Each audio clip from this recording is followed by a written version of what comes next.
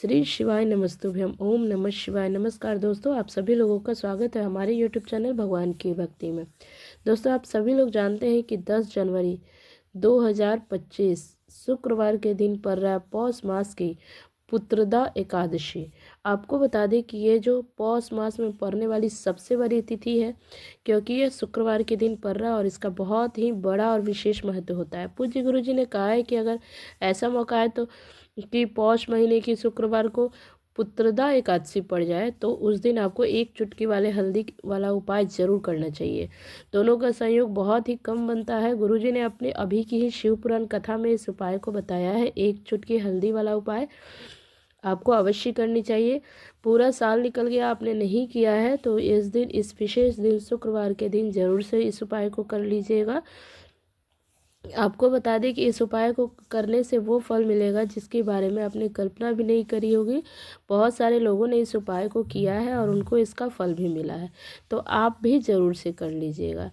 आपको बता दें तो अब पंडित जी ने अभी की शिव पुराण कथा में इस उपाय को बहुत अच्छे तरीके से समझाया है, जिसको सुन समझ के मैं आपको बताने वाली हूँ। इस उपाय को कब करना है, कैसे करना है, इस उपाय को करते समय किन किन बातों का ध्यान रखना है, ये सारी चीज़ें एक एक करके मैं आपको इस वीडियो में बताने वाली हूँ। तो वीडियो में बने रहें और अंत तक वीडियो को जरूर सुनें।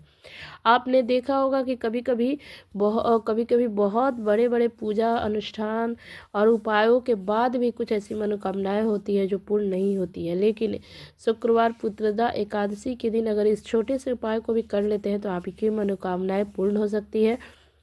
बहुत सारे लोगों ने इस उपाय को किया है और उनकी मनोकामनाएं पूर्ण भी हुई है, तो आप भी ज़रूर कीजिएगा। देखिए, होता है जीवन में कभी कभी क्या होता है ना कि आप को पता नहीं चलता है और जीवन में दुख और समस्या आने लगती है, चारों तरफ से समस्याएं आने लगती हैं और उसका कारण भी पता नहीं चलता है कि भाई समस्या आ कैसे रही है।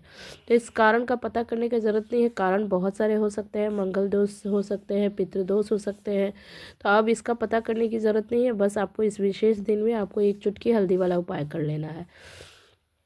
इस उपाय को करने का बहुत ही बड़ा और विशेष दिन पर किया जाता है ना, तो उस उपाय का फल जो होता है वो बड़ा होकर मिलता है और जल्द मिलता है। तो इस उपाय को जरूर से कीजिएगा।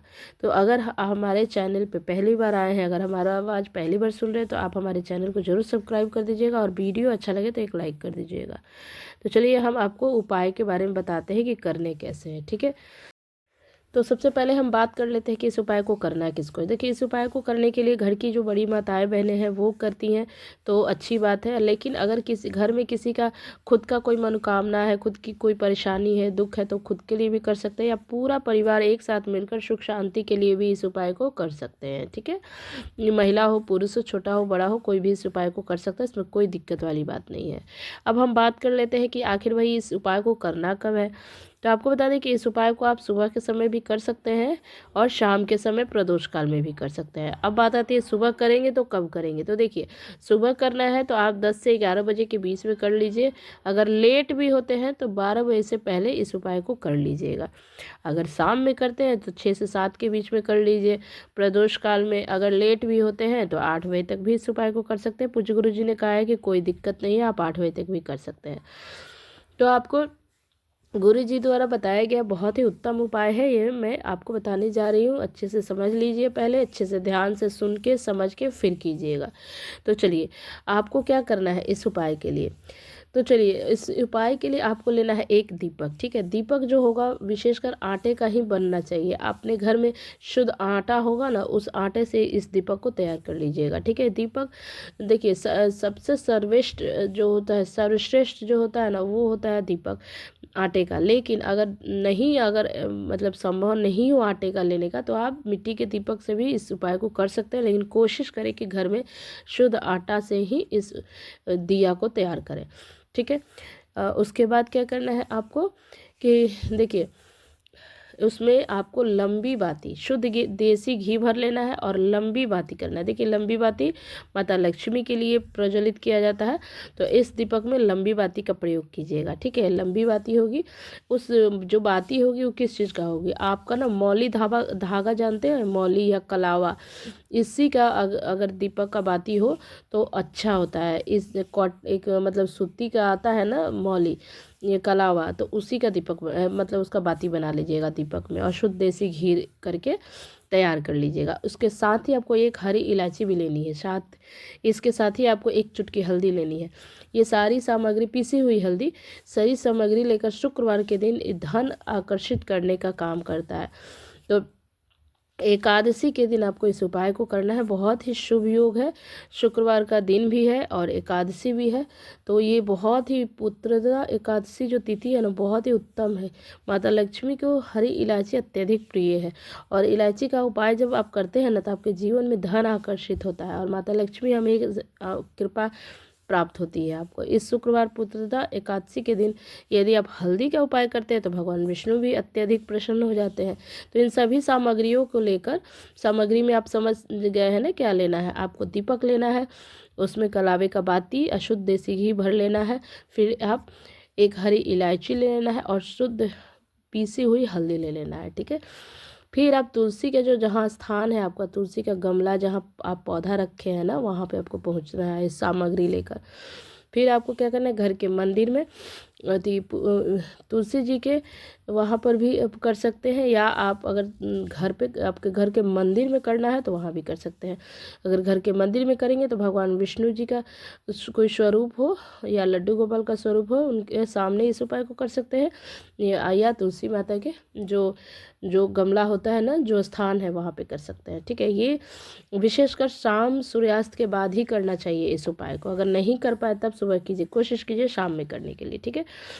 फिर आपको क्या करना है, देखिए पुत्रदा एकादशी है, किसी भी एकादशी के दिन तुलसी जी को स्पर्श नहीं करना चाहिए, और उस तुलसी का पत्ता तो बिल्कुल ही नहीं तोड़ना चाहिए या छूना ही नहीं चाहिए। सबसे पहले तो इसे आपको क्या करना है, ध्यान रखना है, क्योंकि देखिए तो एकादशी के दिन कभी भी तुलसी का पत्ता नहीं छुआ जाता है, या तुलसी को छूना ही नहीं चाहिए। फिर आपको क्या करना है कि आपको तुलसी के पौधे के सामने या घर के मंदिर में जहाँ भी उपाय कर रहा है, आपको अपना जो मुख है उत्तर दिशा में रखना है, और फिर इस दीपक को प्रज्वलित करना है। आपको 11 बार ओम महालक्ष्मी नमः, ओम महालक्ष्मी नमः इस मंत्र का स्मरण करना है। फिर एक जो हरी इलायची है ना, उस दीपक में डाल देना है, ठीक है। 11 बार आपको ओम नमो भगवते वासुदेवाय नमः, ओम नमो भगवते वासुदेवाय नमः इस मंत्र का भी जाप करना है। फिर एक चुटकी हल्दी जो आपके पास है ना, उसी दीपक में डाल देना है। तो हरी इलायची को डालते समय आपको ओम महालक्ष्मी बोलना है, ओम महालक्ष्मी नमः इस मंत्र का, और जब हल्दी डालेंगे उस समय आपको ओम नमो भगवते वासुदेवाय नमः इस मंत्र का जाप करना है। 11 बार जाप कर लीजिएगा, और आपको वहीं पे बैठ जाना है। माता लक्ष्मी से प्रार्थना करना है, तुलसी माता से प्रार्थना करना है, भगवान विष्णु से प्रार्थना करना है कि आपके जीवन में जो भी धन संबंधित समस्याएं हैं दूर हो, जीवन के जो भी दुर्भाग्य है, जो भी परेशानी है, विपत्ति है, कष्ट है, दुख है, समस्याएं हैं, सब दूर हो, वो सब समाप्त हो जाए। इस तरह से आपको जो भी आपकी कामना है, मनोकामना है, वहाँ पे बोलना है, प्रार्थना करना है, ठीक है। इससे क्या होगा ना कि आपके ऊपर माता लक्ष्मी और भगवान विष्णु का आशीर्वाद होगा, जिससे कि आपके जीवन के सारे दुख कष्ट दूर हो जाएंगे।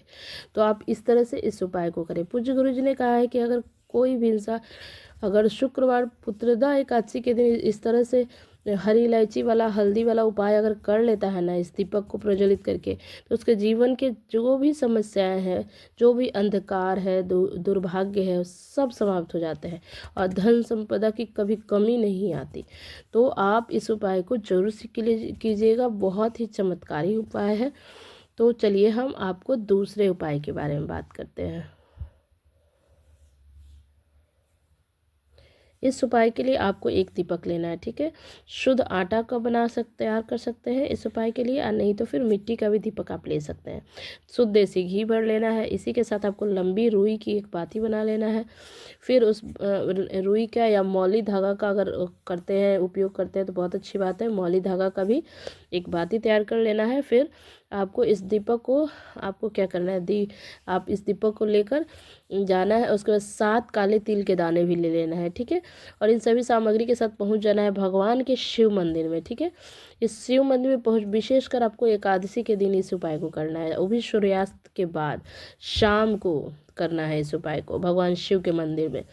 अब इस दीपक को आपको भगवान शिव के मंदिर में जाना है, वहाँ पे प्रज्वलित करना है। साथ ही साथ पीपल के वृक्ष के पास भी आपको प्रज्वलित कर सकते हैं। शिव मंदिर पहुँचने के बाद आपको क्या करना है, सबसे पहले भगवान शिव जी के सामने उस दीपक को प्रज्वलित करना है। दीपक की जो बाती का मुख होगा वो उत्तर दिशा में होगा। उसके बाद आपको ओम नमः शिवाय, ओम नमः शिवाय इस मंत्र का जाप करना है और इस दीपक को प्रज्वलित कर देना है। फिर आपने जो काले तिल लेकर गए हैं उसको एक एक करके उस दीपक के अंदर डालना है और आपको श्री शिवाय नमस्तुभ्यम, श्री शिवाय नमस्तुभ्यम इस मंत्र का जाप करना है। यानी कि 7 बार आप तिल एक एक करके डालेंगे और 7 बार इस मंत्र का जाप करेंगे। फिर एक एक करके डालना है और मंत्र का जाप करना है। फिर आपको जो भी मनोकामना है, जो भी इच्छा है, जो भी परेशानी है दूर करने के लिए आपको बोलना है। फिर जो मनोकामना है पूरी हो उसके लिए, जो भी हर एक इंसान का अलग अलग मनोकामनाएं होती हैं वो पूरी करने के लिए प्रार्थना करना है भगवान शिव से। इस तरह से जिसके भी जो भी गृह क्लेश है या घर में जो भी दिक्कतें हैं दूर करने के लिए जिसकी भी जो भी समस्याएं हैं वहाँ बोलना है। बहुत ही चमत्कारी उपाय है। आप इस एकादशी के दिन, शुक्रवार का दिन जरूर इस उपाय को कीजिएगा। देखिएगा आपके जीवन में ज़रूर अंतर देखने को मिलेंगे, चमत्कार देखने को मिलेंगे। तो इस उपाय को भी, दोनों उपाय को जरूर कीजिएगा। बहुत बहुत धन्यवाद।